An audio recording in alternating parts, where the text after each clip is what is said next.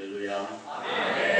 세상은 점점 좋아지는 걸까 아니면 나빠지는 걸까 그런 질문들을 하게 됩니다. 문화나 경제는 아무래도 조금씩 진보되고 나아진 것 같지만 인식, 도덕, 또 인간의 양심, 사회적인 어떤 그런 성결도 이런 것은 점점 나빠진다 하는 것이 대부분 사람들의 견해인 줄 압니다. 우리 기독교 종말론에 천년왕국설에 대한 그런 견해들이 있는데 세 가지가 있습니다. 무천년왕국설이라는 요즘 신학교 입장인데 천년왕국은 없다. 그리스도가 재림하면 영원 무궁세계로 바로 간다는 그런 견해입니다. 또 하나는 자유주의 사람들이 말하는 후천년왕국설이 있습니다. 세상이 점점 좋아지다가 천국, 영원한 무궁세계가 이루어진다는 그런 견해인데 그거는 지금 대부분 사람들이 동의하지 않습니다. 한국 교회가 대체적으로 가지고 있는 역사적 전천년왕국설이 있습니다. 예수님이 공중에 재림을 하고 7년간 혼인잔치가 이루어지다가 이 땅에 재림하심으로 이 땅에 천년왕국이 있다가 그리고 천년왕국 이후에 소위 말하는 백보자 심판 있고 그 뒤에 영원 무궁세계가 된다는 그런 침례교적인 그러한 신학사상이 우리 한국교회 저희 세대까지만 대체적으로 가지고 있는 그런 종말론 사상입니다. 오늘 이 세대는 참으로 혼란한 시대를 맞이한 것 같습니다. 옛날에는 굉장히 모든 정보가 늦고 발전하는 그런 것이 굉장히 느렸습니다. 다니엘서 12장 있는 말씀처럼 말세가 되면 지식이 더하고 사람들이 빨리 왕래한다는 그런 아주 오래전 다니엘의 예언이 오늘 이 시대에 그대로 이루어져서 지금은 정말 지구촌이란 말이 그대로 마음에 와닿을 정도로 인터넷 시대요 빠른 그런 시대를 맞이하고 있습니다. 지금 여러분 주제하시는 대로 미국에도 기후변화로 굉장한 그런 스톰이 지난 주간에 왔고 호주에도 사이클론이 불어서 많은 피해가 있는 걸로 그렇게 되어 있습니다. 그리고 일본은 지금 계속 화산 때문에 굉장히 걱정하고 피해가 실제적으로 있는 그런 때입니다. 아랍의 지금 정치적인 그런 개혁을 부르짖는 폭동, 이런 변화, 이런 것이 과연 뭘 의미하는 건가? 저는 목사로서 그 아랍 지역의 선교가 최후의 선교로 보기 때문에 굉장한 어떤 변화, 더 나빠지는 건가, 좋아지는 건가? 이런 생각을 하면서 지나고 있습니다. 특별히 카이로에 있는 한인교회, 또 제가 잘 아는 이중교 선교사 비롯하여 또 거기에 옛날에 이현호 선교사님의 사모님이 되시는 김신숙 선교사님, 그 사모님은 교통사고로 1979년도에 80년도 그때 돌아가시고 사모님이 계속하고 있는데 다 지금 교민이 철수하는 이런 시점에 어떻게 선교는 되고 있는지 그런 생각을 하면서 지난 주간을 보냈습니다.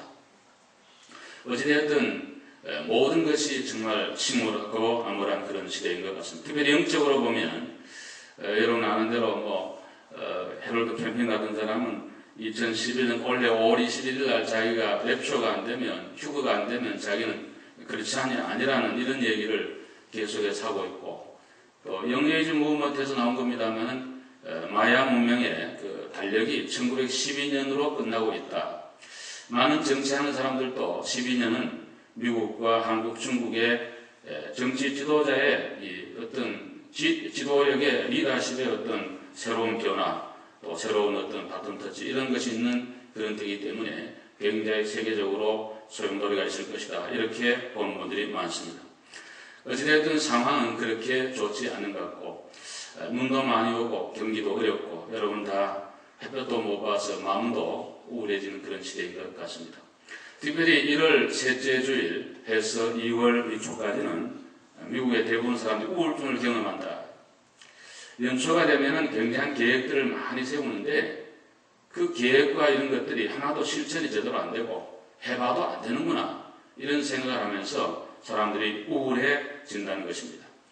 오늘 예수 믿는 성도는 어떤 상황이든 시대와 정치와 경제와 어떤 환경이든 관계없이 절대적 진리이신 예수님을 통하여 우리에게 준 하늘의 소망과 기쁨이 있기에 여러분과 저는 이러한 중에서도 오늘 아주 이 날이 좋고 햇빛이 좋은데 밝은 태양처럼 의의 태양이신 예수 그리스도의 빛이 여러분 심령에 비쳐 밝고 빛나는 잔치집 같은 그런 마음이 되기를 주의 이름으로 축원합니다.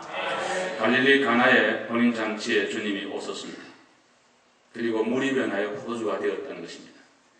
어떤 화학을 하는 분이 저한테 옛날에 하는 얘기가, 목사님, 그런 일은 있을 수 없습니다. 물이 포도주 되는 것은 밑에 안에 있는 요소가 바뀌는 건데 불가능입니다. 그래서 그럼 이적을 하나도 안 믿으면 성경을 믿을 것이 없고 신앙이 안 되는 건데, 그건 또 잘못된 겁니다. 제가 얘기한 적이 있습니다. 예수님이 첫 이적에 어떤 변화, 이제 새로운 걸로 만드는 이 변화는 그리스도의 사역을 예시하는 겁니다.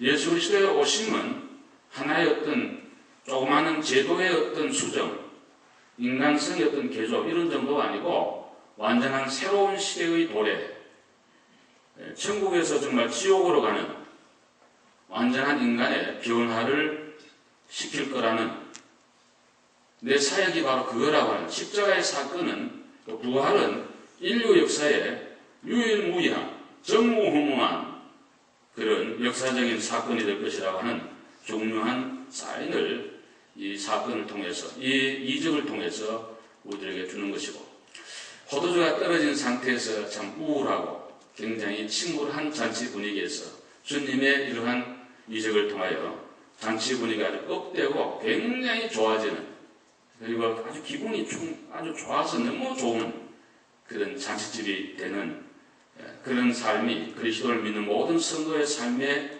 근본이 되어야 된다. 이런 것을 가르쳐주기 위해서 오늘 본문을 통해서 이런 이적을 행했다고 생각합니다. 오늘 여러분 심령에, 가정에, 우리 교회 갈릴리 가나와 같은 혼인잔치처럼 기쁨과 즐거움이 충만하기를 기원합니다. 인생의 길은 누구에게나 난감한 일을 맞이할 수 있다는 그런 것입니다. 갈릴리 가나, 제가 직접 가본 지역이기도 합니다만, 갈릴리 호수와 그리고 지중해 사이에 있는 조그마한 촌락이에요. 가보면 언덕이 있고, 혼인잔치가 됐다고 알려진 전통적인 그런 집을 가보게 되는데, 정말 포도주가 많이 창고에 진열되어 쌓이는 것을 보게 됩니다. 잔치하는 유대인들은 적어도 일주일에 2주일 잔치를 했다 그래요. 그리고 포도주가 모자랐다는 이 말은 잔치가 상당히 이제 진행이 됐다, 이런 얘기예요. 준비를 많이 했을 텐데 손님이 예상외로 많이 왔는지, 지금처럼 꼭 초청장 보내고 가겠습니다 약속하고 이렇게 오는 거 아니고, 한국 옛날 시골처럼 오세요 그러면 누구든지 다 오는 데니까 많이 준비했겠지만 준비보다 더 많은 사람들이 모여오게 된 것 같습니다. 그리고 포도주가 떨어졌다는 것을 오늘 본문은 강조하고 있습니다. 그 무슨 의미인가?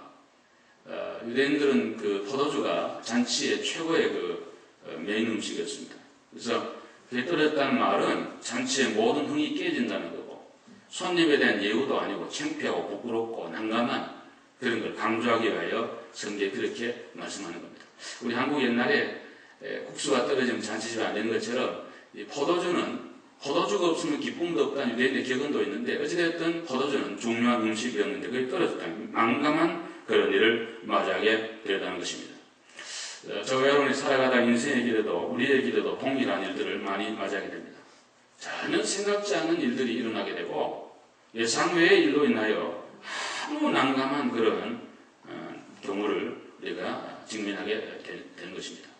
이스라엘 민족이 하나님의 인도로 출애굽했고, 모세가 내가 너와 함께 한다, 나중에는 불기둥, 구름 기둥을 함께 하는데도 불구하고 그 가는 길에 홍해가 있었습니다. 우린 종종 그리스도인들 가운데 그렇게 생각합니다. 예수를 믿으면 모든 것은 다 형통할 것이다. 그저 인생의 길에 풀어온 신호등만 착착착 켜를 거다. 이런 착각 내지는 오해를 하는 그런 경우가 많습니다. 예수 믿는 성도는 어떤 의미의 십자가를 짓는 것이고, 더 많은 고난과 환난이 우리 앞에 있다고 해도 틀린 말이 아닐 것입니다. 예수를 안 믿으면 내 이성과 본성과 육체의 어떤 기본적인 욕망에 따라 마음대로 모든 걸 할 수 있지만, 예수를 믿으면 모든 걸 절제해야 되고 양보해야 되고 참아야 되기 때문에, 인내해야 되기 때문에 더 많은 시련과 어려움이 신앙생활은 우리 앞에 있게 될 수도 있는 것입니다.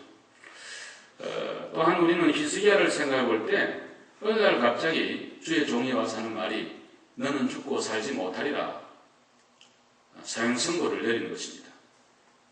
여러분 생각에 90이 되고 80이 되어서 죽는다 그러면 할렐루야 그러고 쉽게 수용할 것 같지만 인간은 그렇지 않습니다. 나이 30에 죽음을 직면하든 50이든 60이든 90이든 100이든 인간은 죽음이라고 하는 것을 선언받고 직면하게 될 때 인간은 누구나 근본적으로 공포를 느끼게 되고 죽음에 대한 두려움이 있게 되고 가능하면 안 죽었으면 하는 그런 마음이 인간의 본능인 것입니다. 히스기야는 신실한 믿음의 사람이라고 성경은 소개하고 있습니다.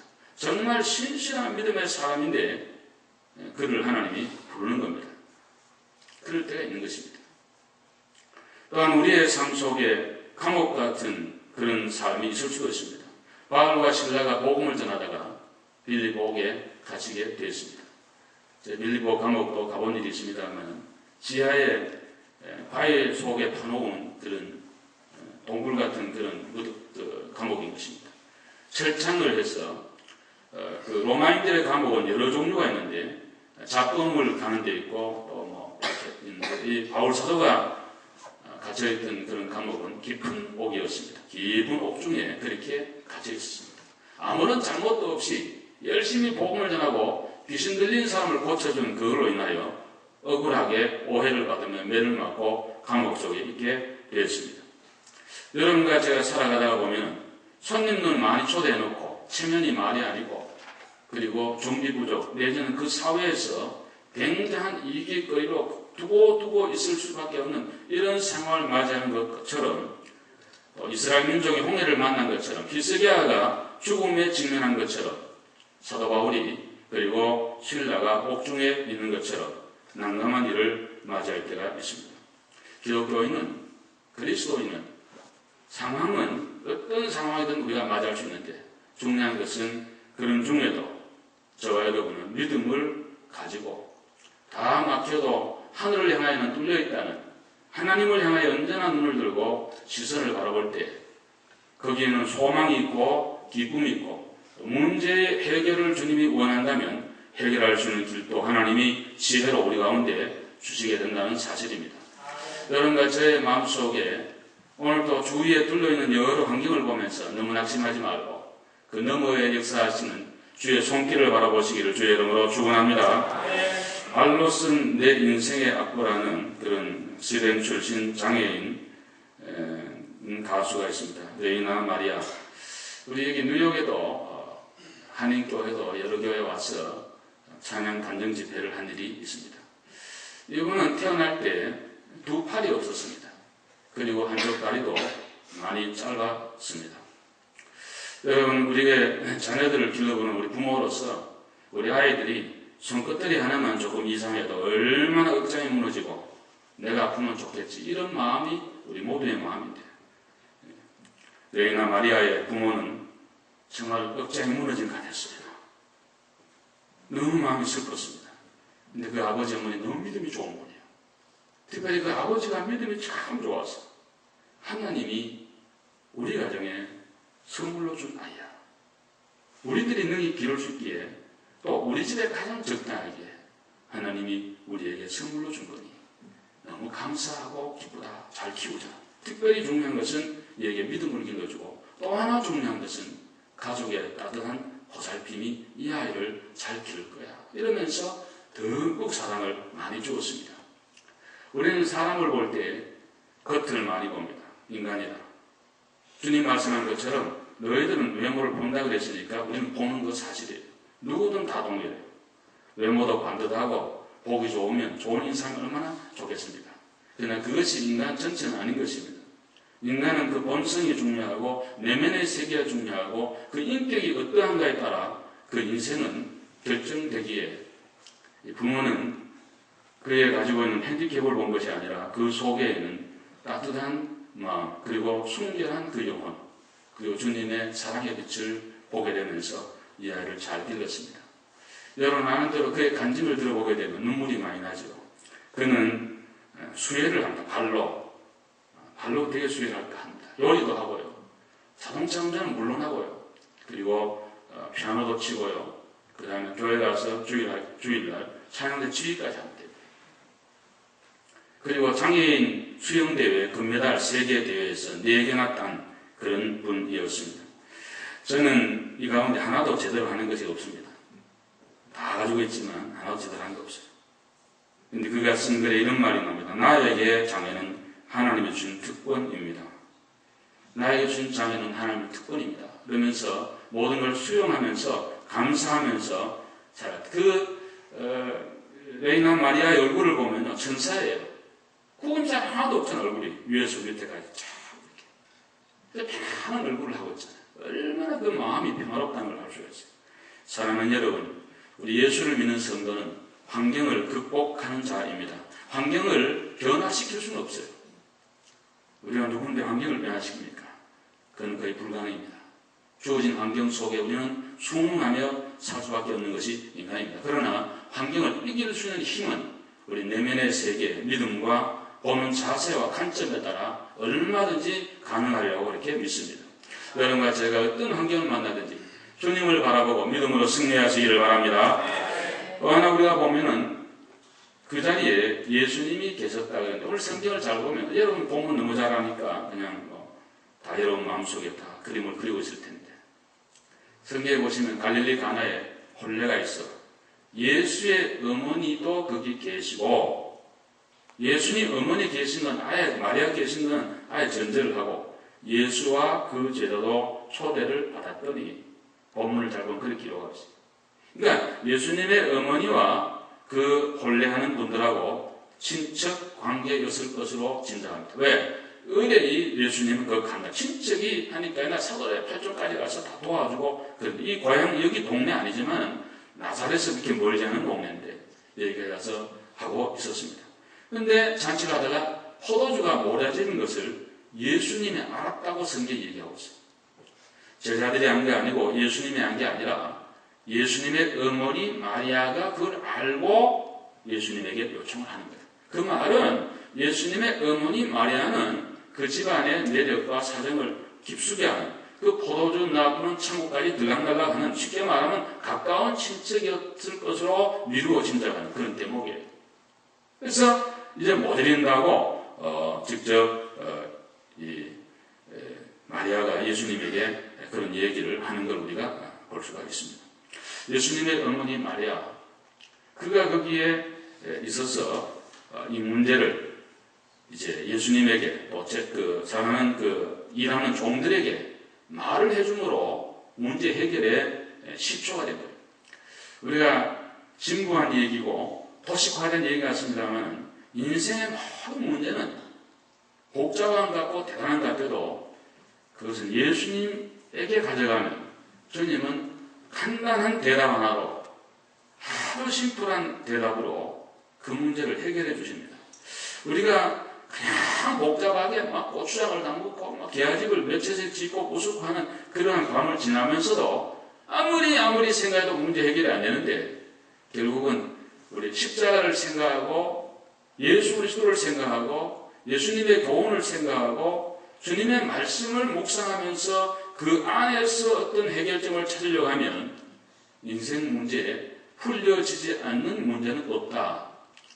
이게 우리 믿음이 되어야 될 줄로 믿습니다.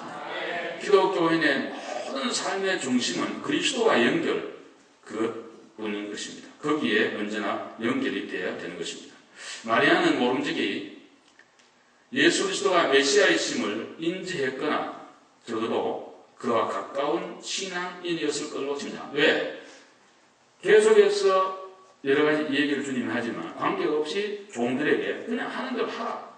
밀어붙이는 걸 보면은 자기가 천사의 고지도 들었고 동정되어 있는데 성령 잉태된 예수님을 친히 낳았고 또 그를 기르면서 이분은 바로 메시아라는 것을 자기가 인지했기 때문에 오늘 이와 같은 자리에 나오고 또 이런 말을 하게 된 것입니다. 사랑하는 여러분, 여러분과 저의 삶에 여러 가지 문제들이 많이 있는데 할 수 있는 대로 여러분이 가능한 대로 여러분 하십시오. 여러분이 할 수 있는 지혜와 그러나 아까 말한 것처럼 난감하고 해결 불가능한 그러한 어려운 문제에 직면할 때 절대로 그것을 낙심하면 안 된다는 거예요. 제가 얼마 전에 그 기독교 전을 읽어보니까 작년인가 한 해인지 6개월인지 모르겠습니다만 코넬 대학에 우리 한인 학생 6명이 자살해 죽고 하버드에서 4명이 죽었다. 자살해 죽었다. 코넬대에서 특별히 많이 죽습니다. 여러분 아는 대로. 코넬 대학이 왜 그런지 난 모르겠는데 그 아이비리그 좋은 학교 가가지고 애들이 자살을 많이 하는데 특별히 한인 학생이라 죽으면 으뜸이에요. 지금 OECD 국가에 자살률이 한국이 최고예요. 유학 온 학생들도 제일 많이 죽는 나라가 한국이고 지금 아이비리그에 자살하는 전체 학생들의 최고 탑도 한국 학생이에요. 그러니까 참 마음이 너무 아파요. 우리 아들 공부를 열심히 하게 하는 것도 좋은데 좋은 학교 가는 것도 좋은데 더 중요한 것은 그 마음의 믿음을 갖게 하고 미국의 500대 CEO를 조사해보니까요 평균 대학 학점이 C 학점이었어요.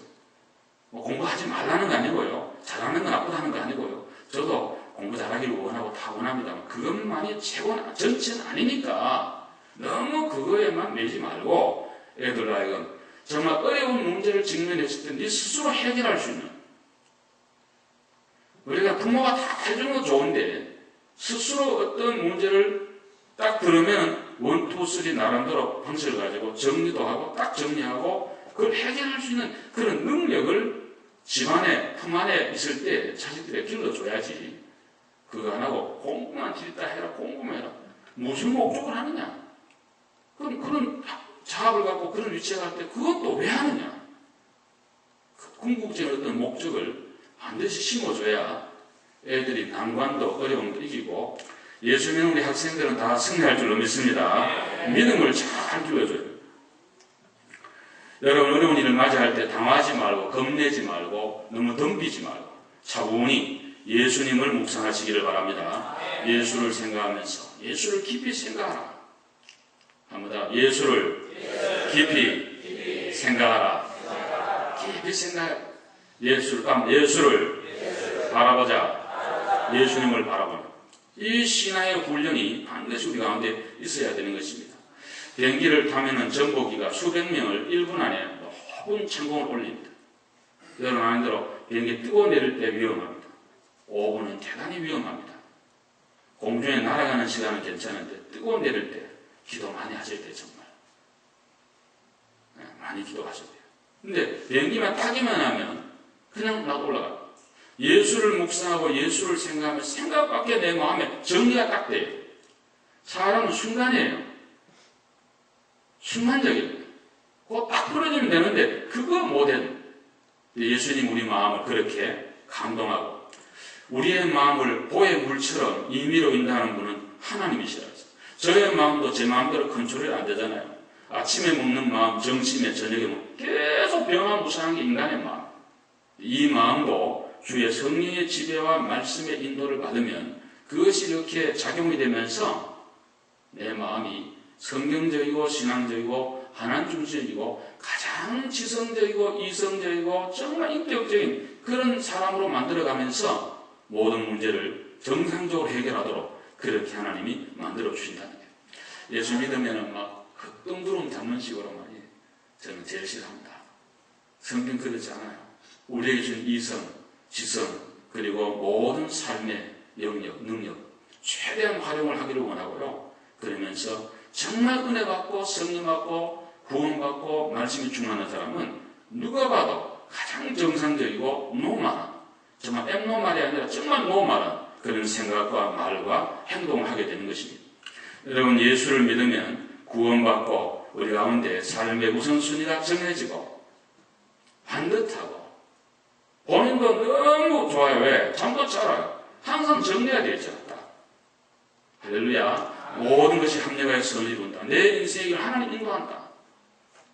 믿으시기를 바랍니다. 그리고 모든 문제를 하나님이 궁극적으로 해결하기 때문에 내 할 걸 다 하고 do my best. 그 다음에는 하나님께 맡겨버리고 주님의 믿음을 가지고 나아가면 우리의 앞날은 후회함이 없고 여러분 점점 좋아질 수밖에 없죠. 이 땅에도 이렇게 좋다가 죽으면 정말 영화롭게 되었어. 글로리피케이션으로 나아가 정말 영화로운 자리에 나아가서 하늘세계 좋아도 그래 영원한 안식을 누리기 때문에 최고의 영광을 이미 우리 받았고 앞으로 더욱 받게 될 줄로 믿습니다. 그 다음에 오늘 본문에 보시면 우리가 더 나은 삶을 하려면 너희에게 무슨 말씀을 하시든지 그대로 하라는 주의 말씀이 있습니다. 한번 따라합시다. 너희에게 무슨 말씀을 하시든지 그대로 하라. 이 구절을 우리가 한번 이렇게 잘하는 구절이지만 한번 좀 주의 깊게 한번 보시기 바랍니다. 이 상황을 보십시오. 주님 말씀하시기 여자여 나와 무슨 상관이 있습니까? 내 때가 이르지 아니했습니다. 우리가 우리 번역에 여자여 그러니까 이 무례한 이런 아들 있나? 여자여 하는 이 말은 굉장한 존칭어로 된 헬라예요. 번역이 이렇게 된 우리 문화는 좀 안는데 요한복음 마지막에 보신 예수님 십자가에서 달려 돌아가실 때에 여자여 보소서 아들입니다. 요한을 얘기해요. 요한은 일용 사촌간이에요. 사실은 제자이면서 우리 성경을 잘 보면 일용 사촌간이에요. 맡기는데 거기도 여자여 하는데 그 말하고 오늘 요한복음 2장이 말하는 여자여 하는 헬라어는 동일한 말이에요. 이거는 귀부인을 하도 이렇게 안으로 가게 존칭을 올리는 단어가 이 여자여 하는 그 말이에요. 그러니까 대단히 올리는 그 말이에요. 근데 주님 말씀하시기를 내 때가 이르지 않았다는 말, 때가 나오는데 이 성경의 때가 참 중요해요. 갈라디아 4장 4절에 주님 말씀하시기를 성경에 때가 참에 예수님이 율법 아래 오시고 여자를 통해서 오셨다. 예수님이 오실 때 그냥 온 것이 아니라 가장 좋은 때에 오셨다는 거예요. 그러나 로마가 근동 지방을 지배할 때 주님이 오셨습니다. 로마는 우리가 아는 대로 헬라를 정복하고 헬라를 지배하는 나라가 로마였습니다. 그런데 헬라의 문화와 언어가 너무 좋기에 로마는 군사와 정치는 지배했지만 문화와 언어는 그대로 수용해서 헬라어를 썼습니다. 예수님 당시에 팔레스타인은 아람 방언을 썼어요. 아람 방언. 우리가 히브리어 아니어도 아람 방언을 썼어요. 그래서 성경에도 아람어가 많이 나와 있어요. 헬라어가 아니라. 그러나 보편적 언어는 헬라였어요. 그래서 헬라어도 계층이 많이 있는데 그 중에 코인의 방언이라고 해가지고 중간 정도 누구나 이해할 수 있는 그런 방언을 쓰던 시대니까 예수님의 제자들 공부 많이 안 했지만 헬라어도 할 수 있기에 헬라어로 복음을 전할 수 있는 그런 시대. 특별히 사도 바울 같은 경우는 길리기아 다소 헬라 문화권에 자랐기 때문에 물론 아람 방언도 하고 히브리어도 하고 그 다음에 헬라어도 하는 그런 귀한 종이었어요. 그리고 또 하나는 국경 개념이 없을 때 지금 선교사 가려면 비자 문제 큰 문제입니다. 저도 자유중국 갈 때 제가 무슨 관광 비자가 아니고 엔트리 비자인데 자유중국은 근본적으로 이민을 안 받는 나라고 인구 밀도가 방글라데시와 더불어 세계 최고의 인구 밀도를 가지고 있기 때문에 장기 비자 안 줍니다. 서류가 한번 깔렸는데 저는 하나님 은혜로 잘 받아서 가서 있다가 제가 왔습니다. 지금도 선교사들이 제일 중요한 비자 문제예요. 근데 그 당시 비자 필요 없어요. 국경 개념이 없으니까. 그리고 모든 길은 로마로 통한다는 그런 말이 있듯이 정말 앞비오 거리라고 사도행전 28장에 기록이 되어 있는데 지금 나오는데 지금도 가보면 그 길 그대로 따라갈 때 로마가 길을 많이 뚫었는데 이유는 폭동이 일어나면 지나가려고 그렇게 했는데 그런 역사적 기록 별로 없죠. 로마인 얘기 이런 책 봐도 별로 그런 거 없죠. 없는데 많은 사도들과 주의 종들이 복음을 전하는 그런 길이 되어 있어요. 하나님이 다 예비해 놓고 주님 오신 거예요. 오늘도 주님은 가장 적당한 때에 모든 일을 주의 뜻대로 이루어가는 줄로 믿습니다. 역사의 주인은 하나님이십니다. 아멘입니까? 아멘. 우리는 오늘 이 시대는 정말 순종이 없는 그런 시대를 살아갑니다. 신앙이란 무엇입니까? 이런 질문에 우리가 잘 대답할 수 있습니다. 신앙이란 절대적 하나님을 믿는 것이고 내 부족과 한계를 알고 죄인임을 고백하면서 예수 그리스도를 나의 삶의 주인으로 모시는 것이 신앙입니다. 또 하나 신앙은 순종이 전제되어야 됩니다.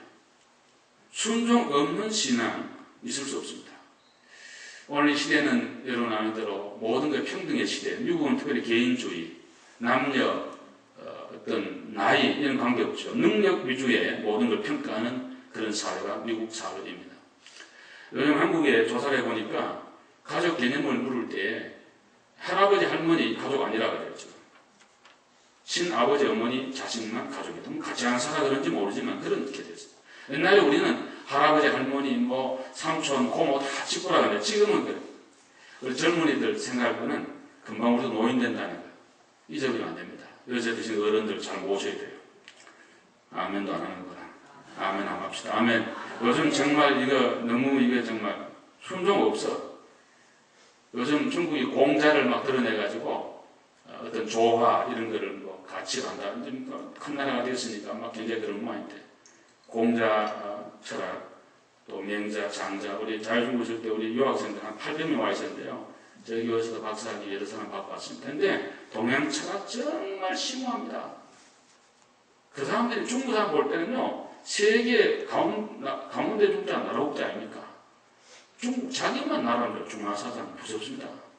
앞으로 정말 중국이 너무 커져가지고 큰 문제입니다. 그런데 공자가 말한 가운데 효는 백행지 본이라. 효도는 모든 것의 근본이 된다. 너희들이 만약 직원을 뽑거나 친구를 사귀거나 신복을 만들려면 효도 잘하는 사람을 뽑으면 배신이 없을 거다.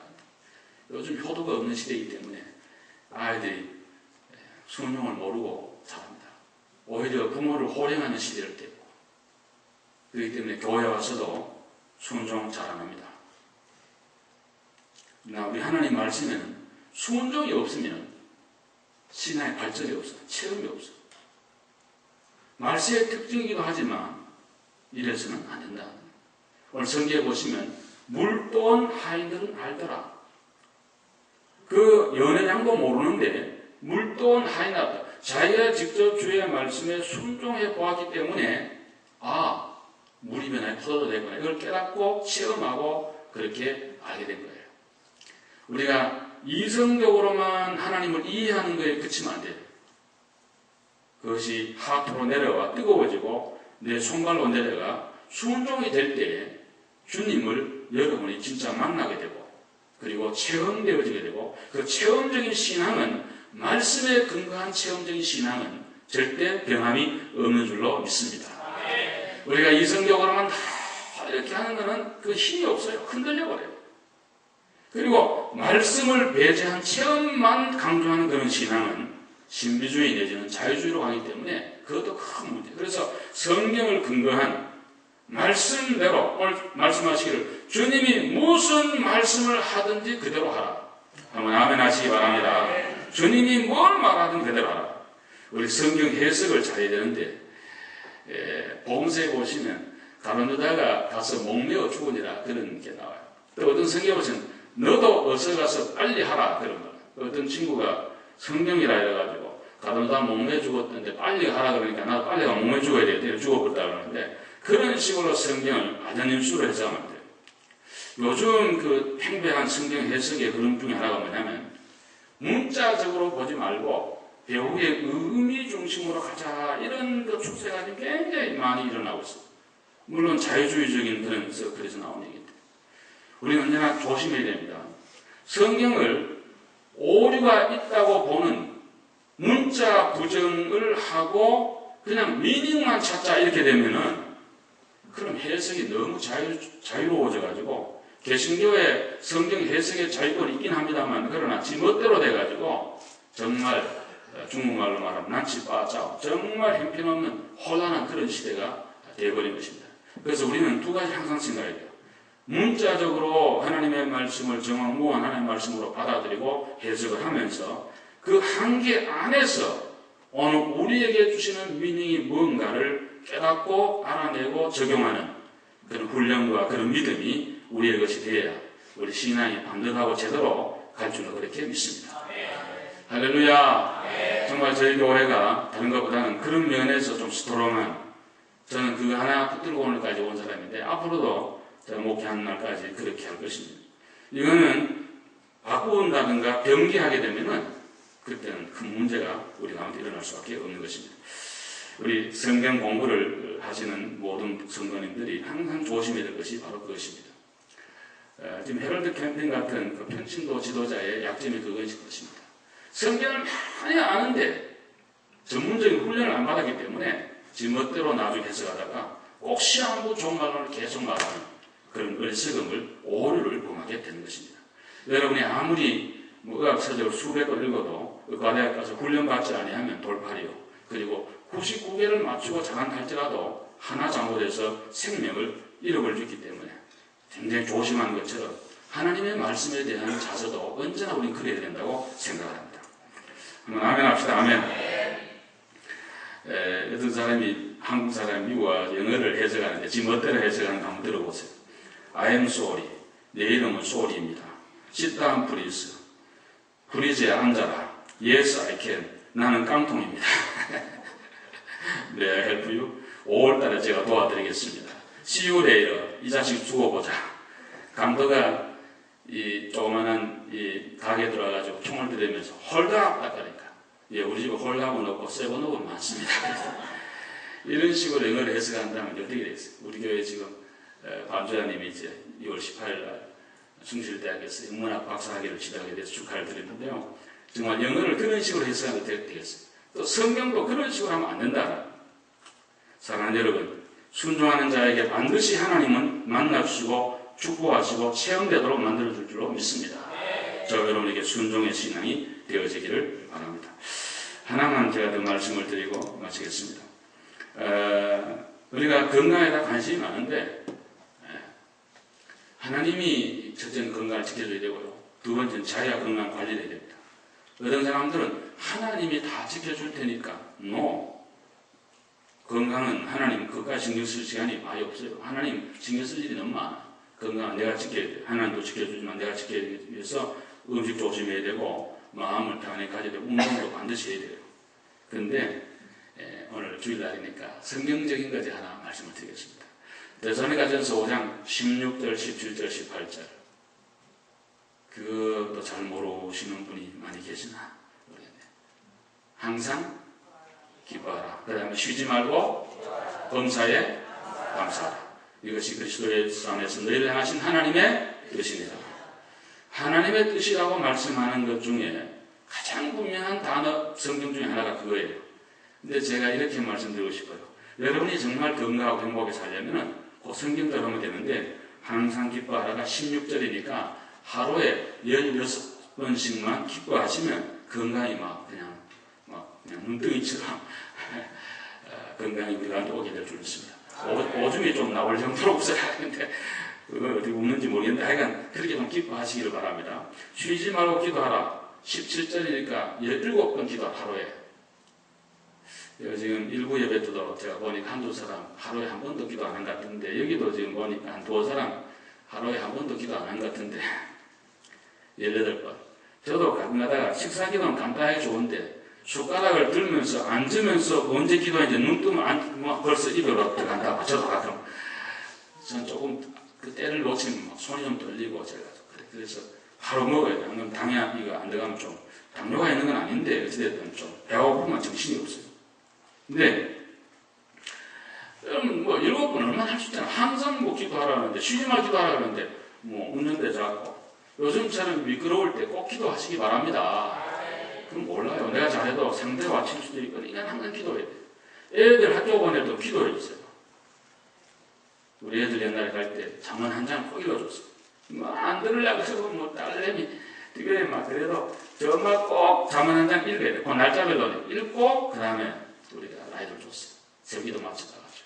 근데요 참 좋은 거예요. 애들의 영성이 너무 좋은 거예요. 여러분 보약 한제보다 그거는 1000배만배예요. 아멘. 그다음 범사에 감사하라. 18번 감사하라. 오늘도 감사합니다. 한번 따라합시다. 하나님 아버지 감사합니다. 모든 사람을 향하여 그런 마음 기쁨고 기도하고 감사한 마음으로 살면 건강은 저절로 어느 날 돌아보면 여러분의 마음이 편안하면 육신의 건강은 저절로 따라오게 될 줄로 믿습니다. 오늘 이 사건의 결과는 무엇이었습니까? 오늘 마지막에 말하기를 이 귀한 표적을 행하실 때 제자들이 예수를 믿었느니라. 이 표적의 궁극적인 목적은 예수 그리스도가 메시아이심을 마음만에 전하는 것입니다. 저와 여러분의 생애를 통해 예수님이 증거된다면 가장 귀한 생애가 될 것입니다. 우울하고 걱정스럽고 창피한 잔치 분위기가 축제 분위기로 되고 아주 기분 좋은 업된 정말 좋은 그러한 잔치가 되었습니다. 그리스도인의 삶은 예수 믿을수록 점점 좋아지는 겁니다.